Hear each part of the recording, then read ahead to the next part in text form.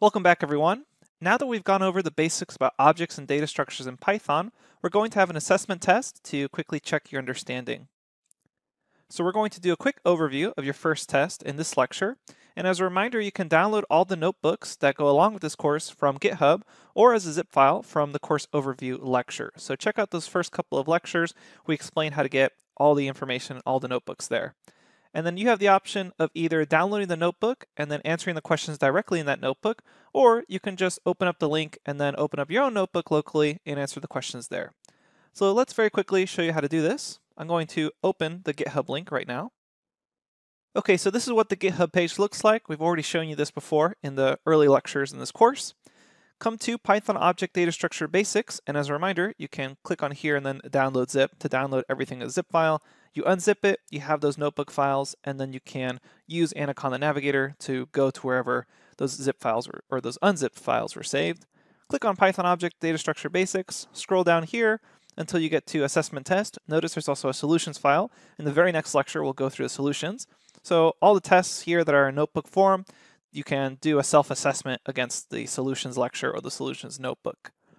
Let's click on that assessment test. And this one's going to be pretty straightforward. Because you don't know a whole lot about Python right now, we can't give you too many technical questions. Later on, as you learn about functions and object-oriented programming, the questions are going to get a lot more technical, and there's going to be kind of a right answer and a wrong answer. But right now, these are pretty basic questions.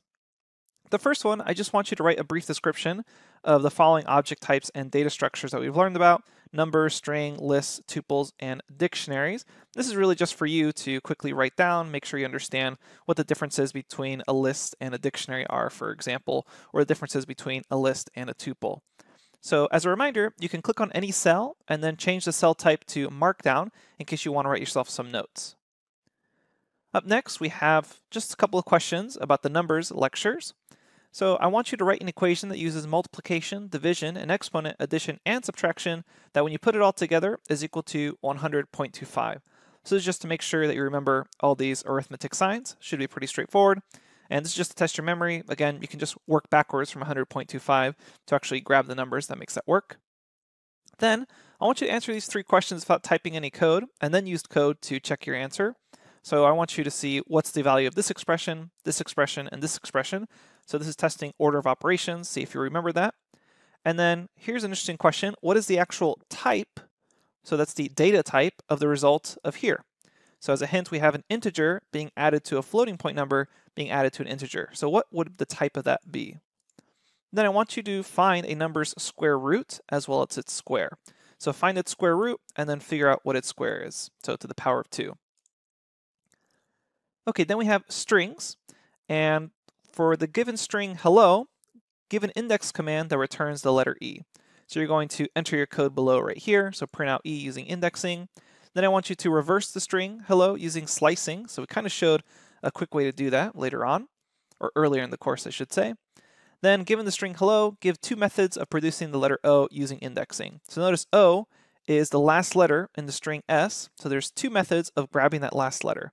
See if you can figure them out using indexing. Then lists, I want you to build the list 0, 0, 0 two separate ways. Go ahead and review the lists lecture to figure out how to quickly build out the list two separate ways. Then I want you to reassign hello in this nested list to say goodbye instead. So using indexing, grab hello and then reassign it to be goodbye. Then I want you to sort this list below, so see if you remember that method call. After that, we have dictionaries. So this one's going to be a little tricky because, first off, we start off with just simple grabbing the keys and value pairs. So for this first dictionary, or really all the dictionaries, I want you to grab the string hello. The first one should be pretty basic. You see here you have a simple key, and then you have a hello. So it's just D and then simple key, so I kind of gave you the answer for that one. The second one's going to get a little more complicated, so let's zoom in and really look at it here. Notice that we have a dictionary nested inside another dictionary. So you're going to need two calls there. And I recommend that you break this down in steps. Then we have something that's even a little trickier. And just as a quick reminder, these are pretty unrealistic expressions of dictionaries or lists. This is just for you to practice indexing and key calls. So again, try to grab hello from this. And if you're able to do it, then you really understand indexing and lists. And then finally, this is the last one. This is going to be pretty hard and annoying, but just break it down step by step by grabbing keys and then index key and then maybe another index, etc., until you get to hello. Then I have a quick little question here that we've probably asked you before. Can you sort a dictionary? Why or why not? Then we have tuples. So what's the major difference between tuples and lists, and how do you create a tuple? Then we have sets. So what is unique about a set? What makes a set different than, say, a dictionary?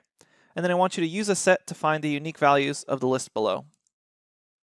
And then finally, we have a section on Booleans, and this is a bonus section, so you don't really need to do this if you don't want to, because it uses comparison operators, which is going to be the very next section of the course. So consider this kind of a bonus section for you to read through, because in the very next section, we're actually going to cover a lot of this.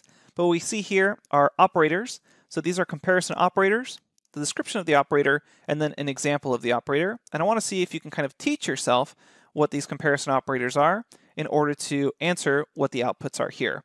And even if you don't really know comparison operators formally in Python, it should be pretty obvious what something like this would be. Is 2 greater than 3 if you've done some basic mathematics before. Again, this is an optional section because we haven't officially gone over comparison operators. We're going to do that in the very next section of the course, so kind of think of this as a bit of a preview before that. Then we have one final question. What is the Boolean output of the cell block below? So again, a bonus question here for you. Okay, so best of luck, and in the very next lecture, we're going to go over the answers for all of this. Again, these are more kind of open-ended questions. Later on in the course, we're going to get a lot more technical in our questions as you learn more. We'll see you at the next lecture for the solutions.